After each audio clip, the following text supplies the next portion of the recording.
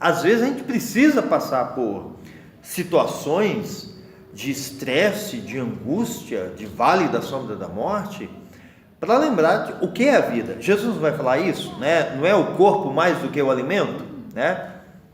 A vida é mais do que o conforto que a gente tem, é do que isso, do que aquilo outro, né? A gente começa a lembrar do que de fato é importante, do que de fato é importante, não é?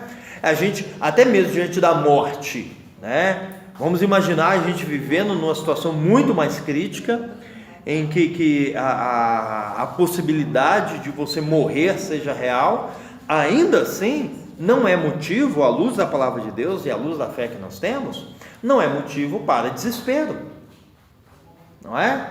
Porque se a nossa fé teme a morte, que fé é essa? Essa fé não vale nada, não é? Então, ou seja, nem se a gente estivesse diante de uma calamidade muito mais letal, né? Ainda assim, a nossa fé deveria se manter firme. Né? Isso que estava falando com meu esposo, ele estava muito pendiente, ele telefonou das notícias. Não tenho fé em Deus, porque, notícia, isso não... Deixa eu só repetir isso, que eu acho assim, eu não tinha falado isso ainda, mas eu quero só deixar bem claro, assim, essa ideia aqui do Jeremias, né? Jeremias 33:3, clama a mim e te responderei, e te anunciar-te-ei coisas grandes e firmes. Eu gosto dessa versão aqui, coisas grandes e inacessíveis, ou seja, coisas grandes que você não poderia saber se não for através de mim, né? Coisas grandes tem o sentido de coisas significativas, coisas que importam, né? Então as respostas que importam vêm de Deus, né? As respostas que importam vêm de Deus. É bem legal a gente ter ideia do que Jeremias está passando, né? Então Jeremias está preso, acusado de traição, acusado de ser um ajudante lá do rei da Babilônia, né? A cidade está toda cercada para ser destruída. Dentro da cidade tem fome, tem sede, tem peste. E entre os príncipes, entre as autoridades do povo de Jerusalém, tem muita gente querendo matar Jeremias, né? Então, você focar, olhar só para isso, seria a tendência natural de Jeremias, ficar preocupado com esse negócio, preocupado como é que está o exército lá, como é que são os muros da cidade, quando que a cidade vai cair ou não vai, porque Jeremias sabe que vai cair, será que hoje ou essa noite chega alguém aqui e me mata e corta o meu pescoço, né? Como é que está a política, né? Então é muito natural para Jeremias olhar para as circunstâncias ao redor dele, como é para nós. Mas Deus fala para Jeremias, olha para mim, continue orando, porque as respostas vêm de mim, as respostas vêm de Deus. Hoje, a nossa tendência é qual? A nossa tendência é ficar preocupado, né, monitorando todos os jornais e sites de informação, né, viver lá dentro da Globo News. Eu falo muito da Globo News e da Globo porque né, a Globo fala disso 24 horas por dia, né? E realmente, se você ficar ali, você vai ficar bitolado nesse negócio. Mas qual é a grande questão? A grande questão é que você pode consumir informação da Globo, da Record, da Bandeirantes, dos sites 24 horas por dia.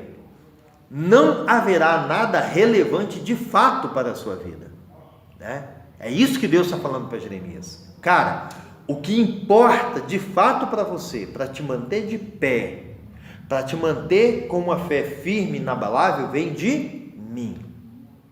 Então, é mais importante eu desligar a TV, eu deixar de acessar o jornal lá e buscar a Deus, e orar a Deus, né? Eu não estou falando aqui da gente ficar alienado sem saber. Não, mas você tem que saber o que é necessário, o que é fundamental, né? Igual eu estava falando para alguém, você sabe o que deve fazer para se proteger. Você sabe que deve evitar aglomeração. Você sabe que tem que cuidar da sua higiene direitinho, bonitinho, né? Então você sabe o que deve fazer. Pronto. Você não precisa de mais informações que isso, não é? Você não precisa. O que você precisa é de ter uma fé tão firme que quem conversar com você, quem olhar você, sabe que você confia em Deus. Sabe que você confia em Deus, né? E esse é o momento em que muita gente dá mau testemunho. Em que muita gente mostra claramente que a minha fé é só uma fé aparente. E na verdade, né, foi o que eu falei, e eu falo mesmo, olha gente, a minha concepção é a seguinte: nós temos uma profecia para se cumprir. Quando ela vai se cumprir, não sei.